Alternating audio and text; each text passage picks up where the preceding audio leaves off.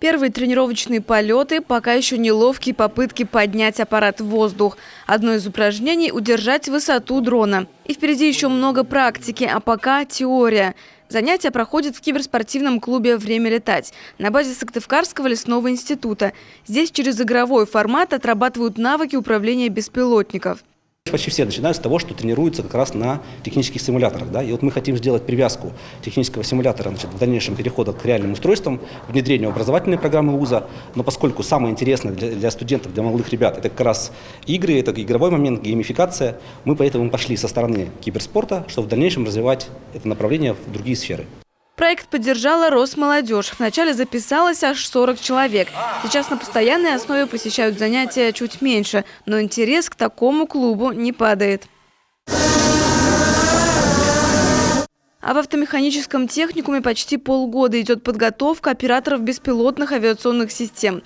Первокурсники пока что получают среднее общее образование. Только со второго курса начнутся спецпредметы и практика. Но с управлением БПЛА все желающие могут знакомиться в кружках на внеурочной деятельности. Они на искусственных симуляторах, на программном обеспечении учатся управлять беспилотным летательным аппаратом, потому что в данном случае любой беспилотник – это с высокой стоимостью оборудование, которое на самом деле в доступности не у каждого ребенка и родителя. Поэтому отрабатывают первоначально на виртуальных тренажерах, после этого конструируют самостоятельно из предоставленных материалов свой беспилотный летательный аппарат.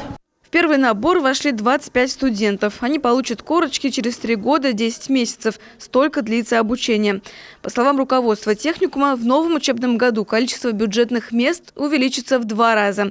Здесь примут уже 50 человек. Операторов беспилотников готовят для всех отраслей экономики республики, но упор делают на потребности спецслужб, нефтяной промышленности и, конечно, лесной. Сегодня уже ставим вопросы о том, каким образом в наших образовательных программах будем реализовывать все, что связано с искусственным интеллектом. Это и подготовка специалистов, это и производство.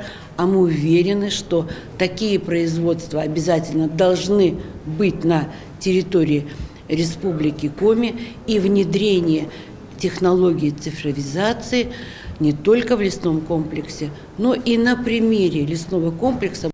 Планируется, что именно на предприятиях лесного хозяйства будущие выпускники будут проходить первую практику. Екатерина Родина, Алексей Паршуков, телеканал Юрган.